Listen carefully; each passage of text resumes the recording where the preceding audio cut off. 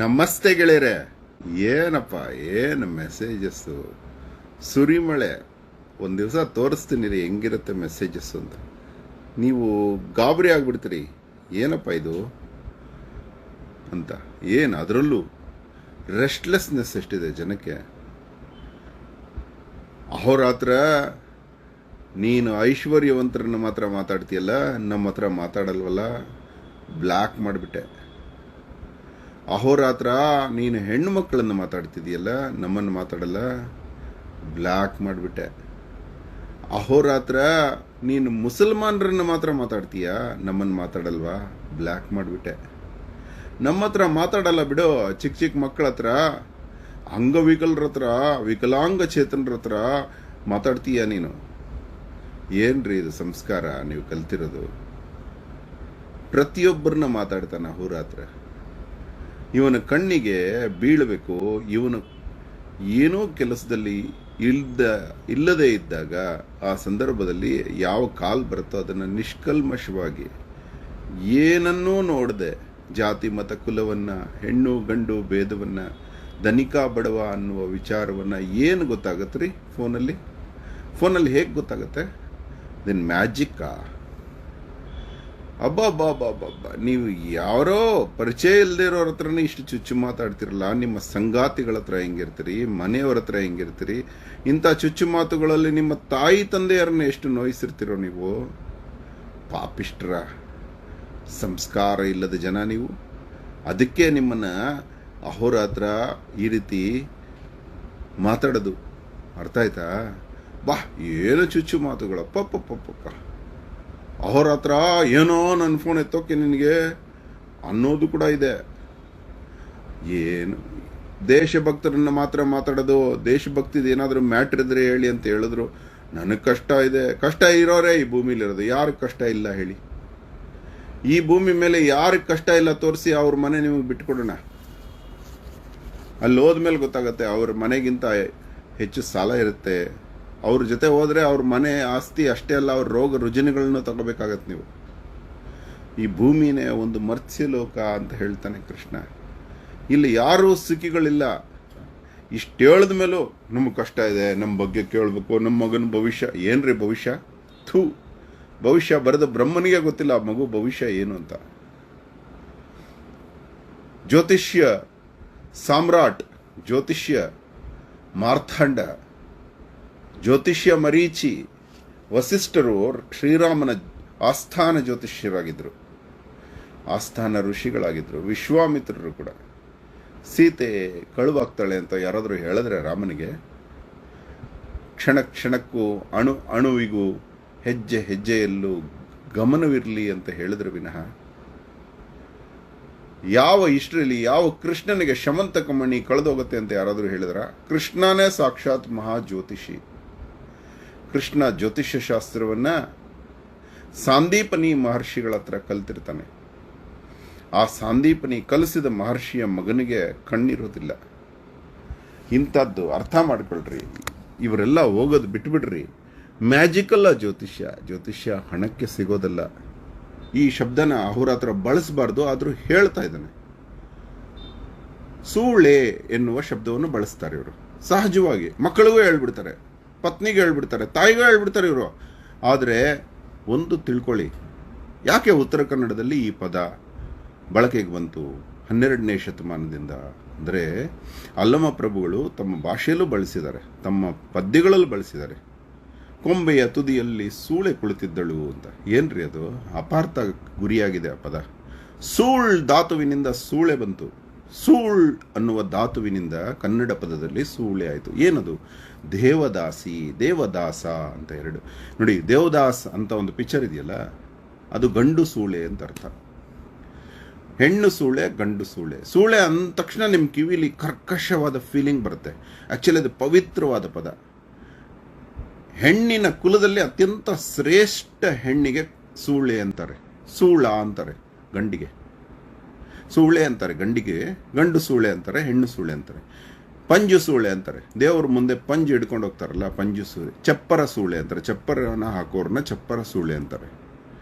ಈ ದೇವರ ಒಂದು ಉತ್ಸವವನ್ನು ಓರುವ ವ್ಯಕ್ತಿಗಳಿಗೆ ಉತ್ಸವ ಗಂಡು ಸೂಳೆಗಳು ಅಂತಿದ್ರು. ದಯವಿಟ್ಟು ಇದು ತುಂಬ ಸೀರಿಯಸ್ ಆಗಿ ತಗೊಳ್ಳಿ ಈ ಟಾಪಿಕ್. ಹಾಗಂತ ಆ ಶಬ್ದಕ್ಕೆ ಮತ್ತೆ ನಾವು ಆ ಬಲ ತುಂಬಬೇಕು ಅಂದರೆ ಸದ್ಯಕ್ಕೆ ಆ ಶಬ್ದ ಬಿಟ್ಟುಬಿಡೋಣ. ನಿಮ್ಮ ಆಡು ಭಾಷೆಯಲ್ಲಿ ಈ ಪದಕ್ಕೆ ಮರ್ಯಾದೆ ಹೋಗಿದೆ. ಆ ಮರ್ಯಾದೆ ಮರಳಿ ಬರುವವರೆಗೂ ಈ ಪದವನ್ನು ಕೆಟ್ಟ ಶಬ್ದವಾಗಿ ಬಳಸೋದು ಬಿಟ್ಬಿಡಿ. ಸೂಳೆ ಮಗನೆ, ಹುಚ್ಚು ಸೂಳೆ ಮಗನೆ, ಇಂಥ ಪದಗಳನ್ನು ಹೆಣ್ಣು ನಿಂದನೆಯ ಕೆಳಗಡೆ ಹಾಕ್ಕೋಬೇಕಾಗುತ್ತೆ. ಯಾಕಂದರೆ ಇವ್ರಿಗೆ ಬಾಯಿ ಬಿಟ್ಟರೆ ಹಿಂಗೆ ಮಾತಾಡ್ತಾರೆ. ಬಾಯಿ ಬಿಟ್ಟರೆ ಈ ಹೊಲಸು ಭಾಷೆ ಅವನ ಬಾಯಲ್ಲಿ ಬರ್ತಾ ಇದೆ. ಆದರೆ ಇದನ್ನು ಹೊಲಸು ಭಾಷೆ ಅನ್ನಲೇಬೇಕಾಗಿದೆ. ಯಾಕಂದರೆ ಅದು ಇಂಟೆನ್ಷನ್ನೇ ಕೆಟ್ಟದಿದೆ ಅನ್ನೋವಾಗ. ಅಂಥ ಪವಿತ್ರವಾದ ಶಬ್ದವನ್ನು ಅಪವಿತ್ರಗೊಳಿಸಿಟ್ಟುಬಿಟ್ಟಿದ್ದಾರೆ. ದಯವಿಟ್ಟು ಈ ಪದವನ್ನು ಬಳಸಬೇಡಿ ಇವಾಗ ಸದ್ಯಕ್ಕೆ. ಮುಂದೊಂದು ದಿನ ನಮ್ಮ ಮಕ್ಕಳೆಲ್ಲ ವಿದ್ಯಾವಂತರಾದಾಗ ಆ ಪದಕ್ಕೆ ಮತ್ತೆ ಮರಳಿ ಆ ವಿದ್ಯೆ ಬರುತ್ತೆ. ದೇವರ ಉತ್ಸವಗಳನ್ನು ಮಾಡೋದಕ್ಕೆ ಹಿಂದಿನ ಕಾಲದಲ್ಲಿ ತಂದೆ ತಾಯಿಯರ ಆಸ್ತಿಯಲ್ಲಿ ನಮಗೆ ಏನೂ ಬೇಡ ಅಂತ ಹೇಳಿ ದೇವಸ್ಥಾನಕ್ಕೆ ತಮ್ಮನ್ನು ಅರ್ಪಣೆ ಮಾಡ್ಕೋತಾ ಇದ್ರು. ಇನ್ನೂ ಕೆಲವರು ದೇವಸ್ಥಾನಕ್ಕೆ ತಮ್ಮ ಮಗನನ್ನು ಬಿಟ್ಕೊಡ್ತಿದ್ರು, ಮಗಳನ್ನು ಬಿಟ್ಕೊಡ್ತಿದ್ರು. ಅವ್ರನ್ನ ದೇವದಾಸ ದಾಸಿ ಅಂತಿದ್ರು. ಅವರಿಗೆ ಸಂದರ್ಭಕ್ಕನುಸಾರವಾಗಿ ವಯೋಗುಣಮಾನದಿಂದ ಅವರು ದೊಡ್ಡವರಾಗ್ತಾಯಿದ್ರು, ಹೆಣ್ಣು ಗಂಡು. ಅವರಿಗೆ ಇನ್ನು ಅಪೋಸಿಟ್ ಗಂಡು ಹೆಣ್ಣಿನಲ್ಲಿ ಆಸಕ್ತಿ ಬರೋದು, ಅದು ಶರೀರ ಲಕ್ಷಣ. ಆಗ ಋಷಿಮುನಿಗಳೆಲ್ಲ ಆಗಿನ ಕಾಲದ ದೊಡ್ಡವರೆಲ್ಲ ಒಂದು ನಿಯಮಕ್ಕೆ ಬಂದರು. ಇವರು ಅವರಿಷ್ಟ ಬಂದವ್ರನ್ನ ಕೂಡಿಕೆ ಮಾಡ್ಕೋಬೋದು ಅಂತ, ಇಷ್ಟ ಬಂದವ್ರ ಜೊತೆ ಓಡಾಡ್ಬೋದು ಅಂತ. ಆದರೆ ಓಡಾಡುವವರು ವಿಟಪುರುಷರಾಗಿರಬೇಕು. ನೋಡಿ ಎಷ್ಟು ಚೆನ್ನಾಗಿದೆ, ವಿದುರರಾಗಿರಬೇಕು. ಅಂದರೆ ಪತ್ನಿ ಇಲ್ಲದವರು, ಕೆಲವರು ಮರುಮದುವೆ ಆಗ್ತಾ ಇರಲಿಲ್ಲ. ಹೀಗೆ ಇವರಿಗೆ ಒಂದು ಸ್ವತಂತ್ರ ಕೊಟ್ಟರು. ದೇವಸ್ಥಾನದ ಸೇವೆ ಮಾಡ್ತಾರೆ, ಅವ್ರಿಗೂ ಆಸೆ ಆಕಾಂಕ್ಷೆಗಳಿರುತ್ತೆ. ಅವ್ರು ಇಷ್ಟಕ್ಕೆ ಬಿಟ್ಟರು. ಅದು ಮಿತಿ ಮೀರ್ತಾ ಹೋಗಿ ಊರಿನ ಹಿರಿಯರು ದೊಡ್ಡವರು ಎಲ್ಲ ಅವ್ರನ್ನ ದುರ್ಬಳಕೆ ಮಾಡ್ಕೋತಾ ಬಂದರು. ಅದರ ಪರಿಣಾಮದಿಂದ ಸೂಳೆ ಎಂಬುವ ಶಬ್ದವನ್ನು ತುಂಬ ಕೆಟ್ಟದಾಗಿ ಬಳಸ್ತಾ ಬಂದರು. ದಯವಿಟ್ಟು ನಿಮ್ಮ ಹತ್ರ ಕಾಲು ಮುಗಿದು ಕೇಳ್ಕೊತೀನಿ, ನಿಮ್ಮ ಮಕ್ಕಳನ್ನಾಗಲಿ ಪರರನ್ನಾಗಲಿ ಸ್ನೇಹಿತರನ್ನಾಗಲಿ ಈ ಪದದಿಂದ ಬೈಯೋದು ಬಿಟ್ಬಿಡಿ. ಬಟ್ ಈ ಪದದ ಪರಿಚಯ ಮಾಡಿಸ್ಕೊಡ್ಬೇಕಾಯ್ತು ನಿಮಗೆ. ಈ ಪದವನ್ನು ದಯವಿಟ್ಟು ಬಳಸೋದಾದರೆ ನಿಮ್ಮ ಆಡಿಯೋಗಳಿಗೆ ರೆಸ್ಪೆಕ್ಟ್ ಕೊಡೋದಿಲ್ಲ ಅಹೋರಾತ್ರ. ನಿಮ್ಮ ಆಡಿಯೋಗಳನ್ನು ಫೇಸ್ಬುಕ್ಕಲ್ಲಿ ಹಾಕೋದು ಇಲ್ಲ. ನಿಮ್ಮ ಆಡಿಯೋಗಳಿಗೆ ನಿಮ್ಮ ಸ್ನೇಹ ಕೂಡ ಮಾಡೋದಿಲ್ಲ. ನನಗೆ ಕರ್ನಾಟಕ, ಪರಿಶುದ್ಧ ಕರ್ನಾಟಕ ನಮಗೆ ಬೇಕಾಗಿದೆ. ಅಹೋರಾತ್ರನೊಂದು ಒಬ್ಬಂಟಿ ಹೋರಾಟ, ಯಾವುದೇ ಗುಂಪು ಗಣಗಳಿಲ್ಲ. ನೀವೆಲ್ಲ ಅಹೋರಾತ್ರನ ಥರ ಆಗಬೇಕು, ಒಬ್ಬಂಟಿಗಳಾಗಬೇಕು, ಹೋರಾಡಬೇಕು, ಅನ್ಯಾಯದ ವಿರುದ್ಧ ನಿಂತ್ಕೋಬೇಕು. ಇದು ಅಹೋರಾತ್ರನ ಇಚ್ಛೆ. ಇದನ್ನು ತಿಳ್ಕೊಳ್ಳಿ. ಯಾರೂ ಅಪಾರ್ಥ ಮಾಡ್ಕೋಬೇಡಿ. ಅಹೋರಾತ್ರನಿಗೆ ಯಾರ ಮೇಲೂ ದ್ವೇಷ ಇಲ್ಲ. ಶತ್ರುಗಳಿಗೂ ಆರೋಗ್ಯ ಬಯಸ್ತಾನೆ. ದುರಹಂಕಾರ ಮಟ್ಟ ಹಾಕ್ತಾನೆ ಅಹೋರಾತ್ರ. ತಲೆ ಕೆಡಿಸ್ಕೊಳ್ಳೇಬೇಡಿ. ಬಿದ್ದವರನ ಮೇಲೆತ್ತುವ ಬನ್ನಿ, ಮತ್ತೂ ಬಿದ್ದರು ಮೇಲೆತ್ತೋಣ. ಕಾಲರೆತ್ಕೊಂಡು ಇನ್ನೊಬ್ಬರಿಗೆ ತೋರ್ಪಡಿಕೆಗೋಸ್ಕರ ದಾನಗಳು ಮಾಡೋದು, 3 ರೂಪಾಯಿ ಕಿಟ್ ಕೊಟ್ಟು 6 ರೂಪಾಯಿ ಮರ್ಯಾದೆ ಗೌರವ ಕಡಿಯೋದು ಬೇಡ ಕಣ್ರಿ. ನಮಗೆ ನಾವು ಮಾಡಿದ್ದು, ನಮ್ಮ ಎಡಗೈ ಮಾಡಿದ್ದು ಕಣ್ಣಿಗೆ ಗೊತ್ತಾಗಬಾರ್ದು, ಬಲಗೈಗೂ ಗೊತ್ತಾಗಬಾರ್ದು. ಯಾರು ಅಂತಾರೆ, ಹೊಗಳ್ತಾರೆ, ತೆಗಳ್ತಾರೆ, ತಲೆ ಕೆಡಿಸ್ಕೋಬೇಡಿ. ಇನ್ನು ಗರ್ಭಿಣಿಯರು ದಯವಿಟ್ಟು ಡಾಕ್ಟರ್ಗಳ ಹತ್ರ ಹೋಗೋಕ್ಕಾಗ್ತಾ ಇಲ್ಲ. ನೀವು ಗರ್ಭ ಧರಿಸಿದ ಮೊದಲನೇ ಮಾಸದಿಂದ ನಿಮ್ಮ ಹುಟ್ಟಿದ ಮಗು 2 ವರ್ಷ ಆಗೋವರೆಗೂ ಬೇಕಾದರೂ, ಹಾಲು ಬಿಟ್ಟ ಮೇಲೂ, ಹಾಲು ಬಿಡುವ ತನಕ ಬೇಕಾದರೆ BC26 ತಗೊಳ್ಳಿ, ಬಯೋಕೆಮಿಕ್ ಸಾಲ್ಟ್ 26, ರಾಮಬಾಣ. ಅದು ನಿಮಗೆ ಹೆರಿಗೆ ನೋವು ಬರೋದಿಲ್ಲ, ಕಡಿಮೆ ಆಗುತ್ತೆ. ನೆರಿಗೆಗಳು ಬರೋದಿಲ್ಲ ಚರ್ಮದ ಮೇಲೆ, ಹಲ್ಲುಗಳಲ್ಲಿ ತೂತುಗಳಾಗೋದಿಲ್ಲ, ಹುಳುಕುಗಳಾಗೋದಿಲ್ಲ, ರೂಟ್ ಕೆನಾಲ್ ಆಗೋದಿಲ್ಲ, ಕೂದಲು ಉದುರುವುದಿಲ್ಲ. ನಿಮ್ಮನ್ನು ಅದೇ ರೀತಿ ಮಗು ತಾಯಿ ಆಗುವ ಮುನ್ನ ಎಷ್ಟು ಆರೋಗ್ಯವಂತರಾಗಿದ್ದರೂ ಅದೇ ರೀತಿ ಇಡುತ್ತೆ. ನಾರ್ಮಲ್ ಡೆಲಿವರಿಗೆ ಹೆಲ್ಪ್ ಮಾಡುತ್ತೆ. ಅದರ ಬೆಲೆ ಬರೀ ಐ ಡೋಂಟ್ ನೋ, 100 ರೂಪಾಯಿ ಇರ್ಬೋದು, 90 ರೂಪಾಯಿ ಇರ್ಬೋದು. ನಮ್ಮ ಭಾರತೀಯ SBL ಕಂಪನಿ ಅಂತ ಹೋಮಿಯೋಪತಿ ಶಾಪಲ್ಲಿ ಕೇಳಿ, ಅಥವಾ ಡಾಕ್ಟರ್ ರೆಕ್ವೆಗ್ ಅಂತ ಹೋಮಿಯೋಪತಿ, ಅದು 170, 180 ಆಗೋಗಿದೆ. ನಮ್ಮ ಕಾಲದಲ್ಲಿ ಅದು ಬರೀ 100 ರೂಪಾಯಿ ಇತ್ತು, ಇದು 50 ರೂಪಾಯಿ ಇತ್ತು. ಇವಾಗ ಬೆಲೆ ಜಾಸ್ತಿ ಆಗಿರಬೇಕು. ಅಥವಾ ದೊಡ್ಡ ಬಾಟ್ಲ್ ತಂದು ಕೊಟ್ಬಿಡಿ. ಇಷ್ಟು ದಪ್ಪ ಅದು SBL ಬಾಟ್ಲ್ ಸಿಗುತ್ತೆ, ಅದರಲ್ಲಿ ಬೇಕಾದಷ್ಟು ಇರುತ್ತೆ. 1 ವರ್ಷಕ್ಕಾಗುವಷ್ಟು ಅಥವಾ ಅರ್ಧ ವರ್ಷಕ್ಕಾಗುವಷ್ಟು ಅದನ್ನು ದಿನ ತಗೋಬೋದು. ನೀವು ಅದನ್ನು ತಂದು ನೀವು ಮನೇಲಿ ಇಟ್ಕೊಳ್ಳಿ. 450, 500 ಅಥವಾ 650 ಗೊತ್ತಿಲ್ಲ, ಅಷ್ಟಿರ್ಬೋದು. ಇಷ್ಟು ಮಾಡಿ, ಮತ್ತು ಗರ್ಭಿಣಿ ಇರೋರು ಆಗಲಿ ಇಲ್ಲದೇ ಇರೋರಾಗಲಿ ಮನೆಯಲ್ಲಿ BC1 BC28 ಎಲ್ಲ ಬಾಟ್ಲು ತಂದಿಟ್ಟಿರಿ. ಎಮರ್ಜೆನ್ಸಿಗೆ ಯೂಸ್ ಆಗುತ್ತೆ. ಹಣಕಾಸಿನ ತೊಂದರೆ ಇರೋರು ಹೊಟ್ಟೆ ನೋವಿಗೆ BC3, ತಲೆನೋವಿಗೆ BC12, ಜ್ವರಕ್ಕೆ BC11, ನೆಗಡಿಗೆ BC6, ಸ್ವಲ್ಪ ಸೈನಸ್ ಹೆಡ್ಡೇಕ್ಗೆ BC5, ಹೀಗೆ ಅನಿಮಿಯಾಗೊಂದು, ಇದು ರಕ್ತದಲ್ಲಿ ಕಬ್ಬಿಣ ಕಡಿಮೆ ಆಗಿರೋದಕ್ಕೊಂದು, ಉಸಿರಾಟಕ್ಕೊಂದು, ಹೀಗೆ ಎಲ್ಲದಕ್ಕೂ ಮೋಷನ್ ಕಟ್ಕೊಳ್ಳೋದಕ್ಕೊಂದು, ಲೂಸ್ ಮೋಷನ್ಗೊಂದು, ಬುದ್ಧಿವಂತಿಕೆಗೊಂದು, ಹೀಗೆಲ್ಲ ಇದೆ. ಮೊನ್ನೆ ಹೇಳ್ಕೊಟ್ಟಿದ್ದೀನಿ.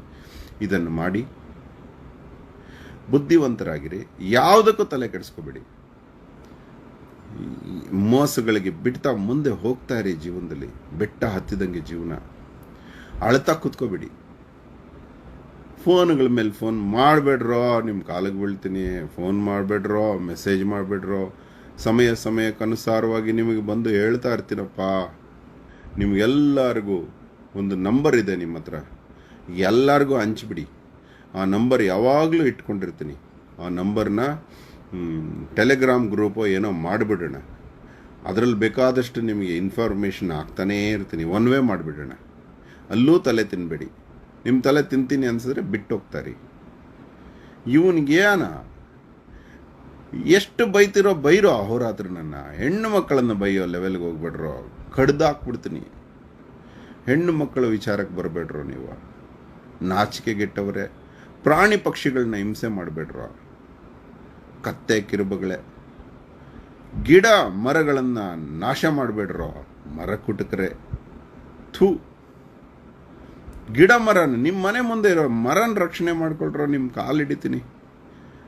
ನಿಮ್ಮ ಪಾದ ಪೂಜೆ ಮಾಡಿಬಿಡ್ತೀನೋ. ನಿಮ್ಮ ಮನೆ ಮುಂದೆ ಇರೋ ಮರನ ರಕ್ಷಣೆ ಮಾಡ್ರೋ. ಅರ್ಥ ಮಾಡ್ಕೊಳ್ರೋ ತಂದೆ ತಾಯಿಗಳ. ಇನ್ನೇನಪ್ಪ ಬೇಕು ನಿಮಗೆ? ಇನ್ಯಾವ ವಿಚಾರ ಬೇಕೋ? ಸಾಕಾ? ಮೊನ್ನೆ ಒಂದು ಟಾಪಿಕ್ ಅರ್ಧಕ್ಕೆ ಬಿಟ್ಟಿದ್ದೆ. ಅವನು ಪೌಂಡ್ರಕ ವಾಸುದೇವ ಅಂತ ಒಬ್ಬ ಹುಟ್ಕೋತಾನೆ. ಸೇಮ್ ಕೃಷ್ಣನ್ ಥರನೇ. ಪಾಂಚಜನ್ಯ, ಶಂಖ, ಸುದರ್ಶನ ಚಕ್ರ, ಗದೆ ಎಲ್ಲ ಇಟ್ಕೊಂಡು ನಾನೇ ಕೃಷ್ಣ, ಅವನಲ್ಲ ಕೃಷ್ಣ, ನವಿಲ್ಗರಿ. ಆ್ಯಕ್ಚುಲಿ ಕೃಷ್ಣ ನವಿಲ್ಗರಿ ಬಿಟ್ಟ ಮೇಲೆ ಬಳಸಲಿಲ್ಲ ಜಾಸ್ತಿ. ತನ್ನ ಬಾಲ್ಯದ ಜೀವನದಲ್ಲಿ ಮಾತ್ರ ಬಳಸಿದ್ದು. ತುಂಬ ಇಂಟ್ರೆಸ್ಟಿಂಗ್ ನವಿಲ್ಗರಿ ಕತೆ. ಅದೇ ದೊಡ್ಡ ಕತೆ ಬರೀಬೋದು. ಇವತ್ತು ಒಂದು ವಿಚಾರ ನೆನಪಿಗೆ ಬಂತು, ಅದನ್ನು ಹೇಳಬೇಕು. ಅದೊಂದು ಸೀಕ್ರೆಟ್. ಎಷ್ಟು ಚೆನ್ನಾಗಿದೆ ನೋಡಿ, ಯಾರಿಗೂ ಗೊತ್ತಿಲ್ಲ. ಕರ್ಣನಿಗೆ ಅರ್ಜುನನನ್ನು ತಾನೇ ಕೊಲ್ಲಬೇಕು ಅನ್ನೋ ಹುಚ್ಚಿತ್ತು. ಅರ್ಜುನ ಅದನ್ನೇ ಬೀಜ ಬಿತ್ತಿದ್ದು ಕೃಷ್ಣ. ಎಷ್ಟು ತಾನೊಬ್ಬನೇ ಕಾಪಾಡೋದಿಲ್ಲ, ಕರ್ಣನ ಕೈಲೂ ಕಾಪಾಡಿಸೋಣ ಅಂತ. ಅವನೇನು ಮಾಡ್ದ? ಭೀಷ್ಮ ಅಂದ ಅರ್ಧರತಿ ಅನ್ನೋ ಮಾತಿಗೆ ನಾನು ಯುದ್ಧಕ್ಕೆ ಬರೋದಿಲ್ಲ ಅಂತ ಯುದ್ಧದಿಂದ ಹಿಂದೆ ಕುಳಿತು ಬಿಟ್ಟ. 11, 5, 16 ದಿವಸ ಹಿಂದೆ ಕುಳಿತುಬಿಟ್ಟು ಭೀಷ್ಮರಿಗೆ ಯಾವ ಲೆಕ್ಕ ಅರ್ಜುನ? ಭೀಷ್ಮ ಬಿಡು, ದ್ರೋಣರಿಗೆ ಯಾವ ಲೆಕ್ಕ ತನ್ನ ಶಿಷ್ಯನನ್ನು ಮುಗಿಸೋದು? ಆದರೆ ಕರ್ಣ ಯಾರ ಬಾಣಕ್ಕೂ ಅರ್ಜುನ ಸಿಗದಂಗೆ ಕಾಪಾಡ್ತಾ ಇದ್ದ. ಅವನು ಯುದ್ಧದಲ್ಲಿ ಇಲ್ಲದೆ ಇದ್ರು. ಯಾಕಂದ್ರೆ ತಾನು ಕೊಲ್ಲಬೇಕು ಅನ್ನೋದು ಹುಚ್ಚು. ಅದು ಶತ್ರುತ್ವ ಆದರೆ ಹಂಗೆ, ಅದು ಫೀಲಿಂಗ್. ಇದು ಒಂದು ಮಹಾಭಾರತದ ಒಂದು ರಹಸ್ಯ, ಯಾರಿಗೂ ಗೊತ್ತಿಲ್ಲದೆ ಇರೋ ರಹಸ್ಯ. ಇವತ್ತು ಹೇಳ್ತಾ ಇದ್ದೀನಿ ಅವ್ರ ಹತ್ರ ನಿಮಗೆ. ಅಂದರೆ ಇದು ಸೈಕಾಲಜಿ, ಹ್ಯೂಮನ್ ಸೈಕಾಲಜಿ ಹೆಂಗಿರುತ್ತೆ ನೋಡಿ. ಅಯ್ಯೋ ಅರ್ಜುನನ್ನ ಬೇರೆಯವ್ರಿಗೆ ಕೊಂದುಬಿಟ್ರೆ ನನ್ನ ಗತಿ ಏನು, ನಾನು ಕೊಲ್ಲಬೇಕು ಅನ್ನೋ ಭಾವನೆ. ಅವನು ಎಂಥ ಅರ್ಜುನನ ಕಡೆ ಬರೋ ಬಾಣಗಳನ್ನೆಲ್ಲ ಡೈವರ್ಟ್ ಮಾಡ್ತಿದ್ದ ದೂರದಿಂದ. ಅದನ್ನು ಕೃಷ್ಣ ಮಾಯೆ ಅಂತ. ಕೃಷ್ಣ ನಿಜವಾಗ್ಲೂ ಯಾವತ್ತೂ ಮಾಯೆ ಮಾಡಲಿಲ್ಲ ಬಾಲ್ಯದಿಂದಲ. ಆದರೆ ಮಾಯೆ ಮಾಡ್ತಾ ಇದ್ದಾನೆ ಅಂತ ಅನ್ನಿಸ್ಕೊಂಡ್ಬಿಟ್ಟ. ಪೂತನಿ ಬಂದ್ಲು, ಚಿಕ್ಕ ಮಗು ಇತ್ತು, ಆವಾಗ ತಾನೇ ಹುಟ್ಟಿರೋ ಮಗು. ಪೂತನಿ ಮಗುನ ಕೊಲ್ಲೋದು ಹೆಂಗೆ ಅಂತ ಪ್ಲ್ಯಾನ್ ಮಾಡ್ಕೊಂಡ್ಬಂದ್ಲು. ತನ್ನ ವಕ್ಷಸ್ಥಳದ ಮೇಲೆ ವಿಷ ಹಚ್ಕೊಂಡು ಬಂದ್ಲು, ಕಾಲಕೂಟ ವಿಷ. ಮಗು ಕುಡಿಯುತ್ತೆ, ಸತ್ತೋಗುತ್ತೆ ಅಂತ. ತುಂಬ ಸುಂದರಿಯ ರೂಪದಲ್ಲಿ ಬಂದ್ಲು. ಆ ಕಾಲದಲ್ಲಿ ನಮ್ಮ ಸೋಲಿಗರು ಅನ್ವಯ ಮಾಡ್ಕೊಂಡಿದ್ದಾರೆ. ಕೇರಿಯಲ್ಲಿ ಯಾವುದೇ ಹೆಣ್ಣು ಬಂದರೆ ಮಗು ಹುಟ್ಟಿದ ಮೇಲೆ ಆ ಮಗುವನ್ನು ಕೇಳಿದ್ರೆ ಕೊಡಬೇಕಾಗಿತ್ತು. ಯಾಕಂದರೆ ಆ ಹೆಣ್ಣು ಆ ಮಗುಗೆ ಮೊಲೆಯುಣಿಸಬೇಕಾಗಿತ್ತು.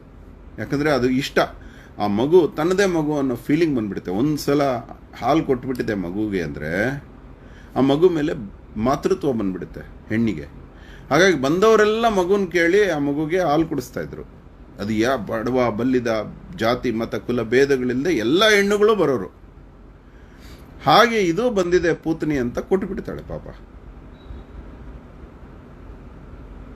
ಯಶೋದಿ. ಕೊಟ್ಟಾಗ ಅವಳೇನು ಅನ್ಕೊಂಡ್ಲು, ಪೂತನಿ ಮಗು ಅವಾಗ ತಾನೇ ಹಲ್ಲು ಬಂದಿದೆ ಮಗುಗೆ, ಇನ್ನು ಸತ್ತವತಿ ಮಗು, ಕಂಸನಿಗೆ ನಾನು ಮಾತು ಕೊಟ್ಟಂಗೆ ಅಂತ ಹೇಳಿದಾಗ ಆ ಮಗು ಏನು ಮಾಡುತ್ತೆ, ನ್ಯಾಚುರಲ್ ಆಗಿ ಯಥಾಸ್ಥಿತಿಯಲ್ಲಿ ಕಚ್ಚಿಬಿಡುತ್ತೆ. ಯಾಕಂದರೆ ಕಹಿ ಇರುತ್ತೆ ಅಂತ, ವಿಷ ಕಹಿ ಅನ್ನೋ ಭಾವನೆಗೆ ಕಚ್ಚಿಬಿಡುತ್ತೆ. ಮಾಮೂಲಿ ಇದ್ದಂಗೆ ಸಿಹಿ ಇಲ್ವಲ್ಲ ಅಂತ ಕಚ್ಚಿದಾಗ ಆ ಕಚ್ಚಿದ ಗಾಯದಲ್ಲಿ ರಕ್ತ ಬರುತ್ತೆ. ಆ ರಕ್ತದೊಳಗಡೆ ಅದೇ ವಿಷ ಹೋಗಿ ಸತ್ತೋಗುತ್ತೆ. ಅಮ್ಮ ಪೂತನಿ ಸತ್ತೋಗ್ತಾಳೆ, ಕೃಷ್ಣನಿಗೇನೂ ಆಗಲ್ಲ. ಈ ರೀತಿ ಕೃಷ್ಣನ ಜೀವನದಲ್ಲೆಲ್ಲ ಅನುಸಂಧಾನವಾಗಿ ಬಂದ ಘಟನೆಗಳು ಆತನನ್ನು ಮಾಯಾ ಜಾಲದ ದಿವ್ಯ ಪುರುಷೋತ್ತಮ ಮಾಡಿಬಿಡ್ತು. ಆದರೆ ಆತ ನಿಜವಾಗ್ಲೂ ಅಂತ ಕಾರಣ ಜನ್ಮರಿಗೆ ಈ ರೀತಿ ಆಟೋಮೆಟಿಕ್ ಆಗೋದು ಎಲ್ಲ ನಡೆಯುತ್ತೆ ಜೀವನದಲ್ಲಿ. ಅವನು ಹೋದಲ್ಲೆಲ್ಲ ಮ್ಯಾಜಿಕ್ಸ್ ನಡೀತಾ ಇರುತ್ತೆ. ಅದು ಪ್ರಕೃತಿ ಮಾಡೋ ಮ್ಯಾಜಿಕ್, ಕೃಷ್ಣ ಮಾಡಿದ್ದಲ್ಲ. ಹಂಗೆ ಇದು ನಡೆದಿದ್ದು. ಕಣ್ಣಲ್ಲಿ ನೀರು ಬಂದ್ಬಿಡ್ತೀವಿ. ಹೋಗಿ ಯಾರೋ ಫೋಟೋ ಕಳಿಸಿದ್ರೆ ಹಾಕ್ತಾ ಇದ್ದೀನಿ ಫೇಸ್ಬುಕ್ಗೆ. ಹಸುವಿನ 4 ಮೊಲೆಗಳಿಗೆ ಮಿಷಿನ್ ಹಾಕ್ಬಿಟ್ಟಿದ್ದಾರೆ, ಹಾಲು ಕರಿಯೋ ಮಿಷಿನು. ಕರುನ್ನು ಬಿಟ್ಟುಬಿಟ್ಟಿದ್ದಾರೆ. ಆ ಕರು ಒದ್ದಾಡ್ತಾ ಇದೆ, ತನ್ನ ಭಾಗ ತನಗೆ ಸಿಗದೆ. ಎಂಥ ಕ್ರೌರ್ಯ ರೀ ಇದು! ಕರೋನಾ ಬರೆಸುವ ಕ್ರೌರ್ಯ ಇದು. ಪ್ರಕೃತಿಗೆ ಆರಂಭನೇ ತಾಯಿ ಮಗು ಕಣ್ರಿ. ತಾಯಿ ಮಗು ಯಾವ ಮನೆಯಲ್ಲಿ, ಯಾವ ರೈತನ ಮನೆಯಲ್ಲಿ ತಾಯಿ ಮಗು ಬಾಂಧವ್ಯಕ್ಕೆ ಗೌರವ ಇದೆಯೋ ಆ ರೈತ ಅಷ್ಟೈಶ್ವರ್ಯಗಳ ಒಡೆಯ ಆಗ್ತಾನೆ. ನೋಡ್ಕೊಳ್ಳಿ. ಯಾವ ಪೂಜೆ ಮಾಡಬೇಡಿ ನೀವು ಹವನ ಮಾಡಬೇಡಿ. ಆದರೆ ನಿಮ್ಮ ಹೊಲದಲ್ಲಿ ಕುರಿ ಮೇಕೆ